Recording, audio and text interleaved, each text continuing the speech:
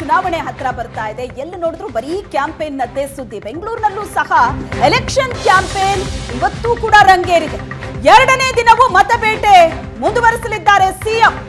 ಬೆಂಗಳೂರು ದಕ್ಷಿಣ, Bengaluru ಸೆಂಟ್ರಲ್ನಲ್ಲಿ CM ಪ್ರಚಾರವನ್ನ ನಡೆಸುತ್ತಿದ್ದಾರೆ. ಇವತ್ತು Bengaluru central ಕ್ಷೇತ್ರದ ಅಭ್ಯರ್ಥಿ ಮನ್ಸೂರ್ ಅಲಿ ಖಾನ್, ಬೆಂಗಳೂರು ದಕ್ಷಿಣದ ಅಭ್ಯರ್ಥಿ ಸೌಮ್ಯಾ ರೆಡ್ಡಿ ಪರ ಸಿಎಂ ಪ್ರಚಾರವನ್ನ ನಡೆಸಲಿದ್ದಾರೆ.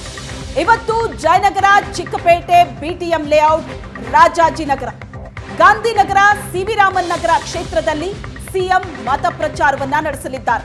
ನಿನ್ನೆ ಮಲ್ಲೇಶ್ವರಂನಲ್ಲಿ ಭರ್ಜರಿ ರೋಡ್ ಶೋ ನಡೆಸಿದ್ರು ಸಿಎಂ ಡಿಸಿಎಂ. ಇವತ್ತು ಕೂಡ ಎರಡನೇ ದಿನ ಮುಂದುವರಿತಾ ಇದೆ. ಇಡೀ ದಿನ ಬೆಂಗಳೂರಿನಲ್ಲಿ ಕೈ ಅಭ್ಯರ್ಥಿಗಳ ಪರ ಪ್ರಚಾರವನ್ನ ನಡೆಸಲಿದ್ದಾರೆ ಸಿಎಂ ಸಿದ್ದರಾಮಯ್ಯ. ಬೆಳಿಗ್ಗೆ 11 ಗಂಟೆಯಿಂದ ರಾತ್ರಿ 8 ಗಂಟೆ ತನಕ ಸಿಎಂ ಡಿಸಿಎಂ ಮತಬೇಟೆ ಮುಂದುವರಿಯುತ್ತೆ.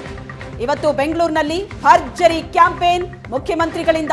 ನಿನ್ನೆ ಸಹ ಬೆಂಗಳೂರಿನಲ್ಲಿ ಕ್ಯಾಂಪೇನ್ ಅನ್ನ ನಡೆಸಿದ್ರು, ರೋಡ್ ಶೋ ನಡೆಸಿದ್ರು ಸಿಎಂ ಸಿದ್ದರಾಮಯ್ಯ.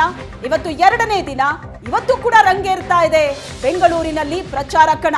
ಬೆಂಗಳೂರು ದಕ್ಷಿಣ, ಬೆಂಗಳೂರು ಸೆಂಟ್ರಲ್ನಲ್ಲಿ ಸಿಎಂ ಅದ್ದೂರಿ ಪ್ರಚಾರವನ್ನ ನಡೆಸ್ತಾ ಇದ್ದಾರೆ.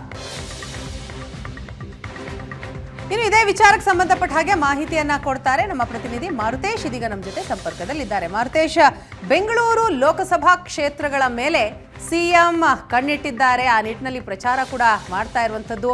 ಇವತ್ತು ಎರಡನೇ ದಿನ ಪ್ರಚಾರ ಎಲ್ಲೆಲ್ಲಾಗತ್ತೆ, ಯಾವ ರೀತಿಯ ಕಾರ್ಯತಂತ್ರವನ್ನು ಹೆಣಿಲಾಗ್ತಾ ಇದೆ? ವೀಣಾ, ನಿನ್ನೆ ಇಡೀ ದಿನ ಮುಖ್ಯಮಂತ್ರಿಗಳು ಬೆಂಗಳೂರಿನ 3 ಕ್ಷೇತ್ರಗಳಲ್ಲಿ ಚುನಾವಣಾ ಪ್ರಚಾರವನ್ನ ಕೈಗೊಂಡಿದ್ರು.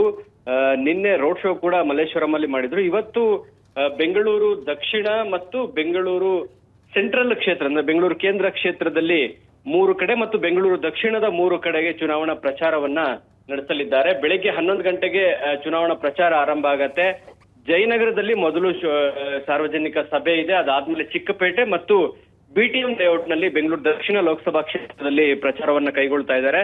ಮಧ್ಯಾಹ್ನದ ಬಳಿಕ ರಾಜಾಜಿನಗರ, ಗಾಂಧಿನಗರ ಮತ್ತು ಸಿವಿ ರಾಮನ್ ನಗರ ಅಂದ್ರೆ ಇವೆಲ್ಲವೂ ಕೂಡ ಬೆಂಗಳೂರು ಕೇಂದ್ರ ವ್ಯಾಪ್ತಿಗೆ ಬರುವಂತಹ ವಿಧಾನಸಭಾ ಕ್ಷೇತ್ರಗಳು. ಇಲ್ಲಿ ಚುನಾವಣಾ ಪ್ರಚಾರವನ್ನ ಕೈಗೊಳ್ತಾ ಇದ್ದಾರೆ.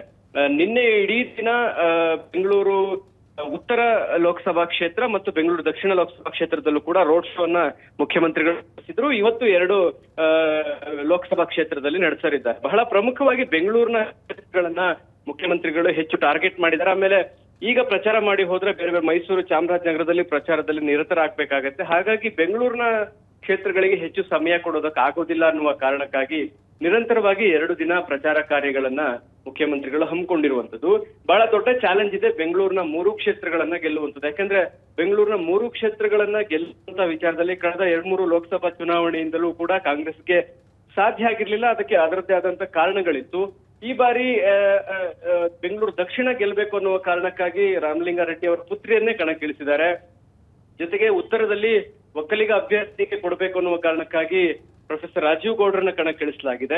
ಇನ್ನು ಬೆಂಗಳೂರು ಸೆಂಟ್ರಲ್ ನಲ್ಲಿ ಮನ್ಸೂರ್ ಖಾನ್ ಕಣದಲ್ಲಿದ್ದಾರೆ. ಹೀಗಾಗಿ ಈ ಕ್ಷೇತ್ರಗಳನ್ನ ಗೆಲ್ಲುವಂತೆ ಮಾಡುವಂತದ್ದು ಮತ್ತು ಗೆಲ್ಲಬೇಕಾದಂತಹ ಅನಿವಾರ್ಯತೆ ಕೂಡ ಕಾಂಗ್ರೆಸ್ಗೆ ಇದೆ. ಯಾಕಂದ್ರೆ ಬೆಂಗಳೂರಿನ 3 ಕ್ಷೇತ್ರದಲ್ಲಿ ಒಂದು ಗೆಲ್ಲಿಲ್ಲ ಅಂದ್ರೆ ಕಾಂಗ್ರೆಸ್ಗೆ ಒಂದ್ ರೀತಿ ಒಂದು ದೊಡ್ಡ ಮಟ್ಟದ ಹಿನ್ನಡೆ. ಸೊ ಆ ಕಾರಣಕ್ಕಾಗಿ ಚುನಾವಣಾ ಪ್ರಚಾರದಲ್ಲಿ ಮುಖ್ಯಮಂತ್ರಿಗಳು ನಿನ್ನೆ ಮತ್ತು ಇವತ್ತು ಆಗ್ತಾ ಇರುವಂತದ್ದು ಬಹಳ ಚಾಲೆಂಜಿಂಗ್ ಇದೆ ಕಾಂಗ್ರೆಸ್ನ ಪಾಲಿಕೆ 3. ಹಾಗಾಗಿ ಹೆಚ್ಚಿನ ಸಮಯ ಪ್ರಚಾರವನ್ನ ಈ ಲೋಕಸಭಾ ಕ್ಷೇತ್ರ ಬೆಂಗಳೂರಿನ ಲೋಕಸಭಾ ಕ್ಷೇತ್ರಗಳಲ್ಲಿ ಮುಖ್ಯಮಂತ್ರಿಗಳು ಮಾಡ್ತಿದ್ದಾರೆ. ಜೊತೆಗೆ ಇವತ್ತು ಡಿಸಿಎಂ ಕೂಡ ಈ ಪ್ರಚಾರ ಕಾರ್ಯಕ್ಕೆ ಕೈ ಜೋಡಿಸೋರಿದ್ದಾರೆ. ಒಟ್ಟಿನಲ್ಲಿ ಸಿಎಂ ಡಿಸಿಎಂಗೆ ಬೆಂಗಳೂರಿನ 3 ಕ್ಷೇತ್ರಗಳು ಪ್ರತಿಷ್ಠೆಯಾಗಿದ್ದಾವೆ. ಹಾಗಾಗಿ ಗೆಲ್ಲಲೇಬೇಕಾದಂತ ಒತ್ತಡ ಕೂಡ ಕಾಂಗ್ರೆಸ್ನ ಮೇಲೆ ಇದೆ. ವೀಣಾ, ಥ್ಯಾಂಕ್ ಯು ಮಾರುತೇಶ್ ತಮ್ಮೆಲ್ಲ ಮಾಹಿತಿಗಾಗಿ.